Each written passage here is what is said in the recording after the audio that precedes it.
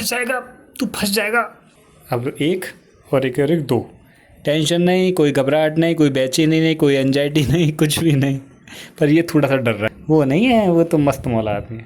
अब देखो मेरी कुर्सी ये रखी हुई है और देखो दो दो अंदर बैठे हुए हैं बिल्कुल जस्ट मेरे पास में। ये देखो, तू कहाँ रहा है, तू कहाँ जा रहा है? एक इधर वाले कोने पे, एक इधर वाले कोने पे, ये बीच में। भाई साहब ये बीच में आया ना बाहर, ये हमारा परम मित्र है, ये ऐसी हरकतें कभी नहीं करता। क्या कर रहा है तू? देखो देखो, मतलब कहते हैं ना कि इन्हें शांति नहीं है, इन्हें खेलना है। अब देखो ये नीचे देख रहे हैं, ऊपर क्या कर रहा है। देखो ये कि करतब दिखा रहा है अपने ऊपर। क्या दिखा रहा है तू? करना क्या चाह रहा है ये तो बता। समझा ले इसको, ये ऊधम कर रहा है। फिर पकड़ के मैं कमरे में ले जाऊँगा इसको पैक करके। रोटी बनाएगा मेरे लिए। ओए चाय पिएगा? मैं चाय जा रहा हूँ बनाने के लिए, पीना हो तो बता।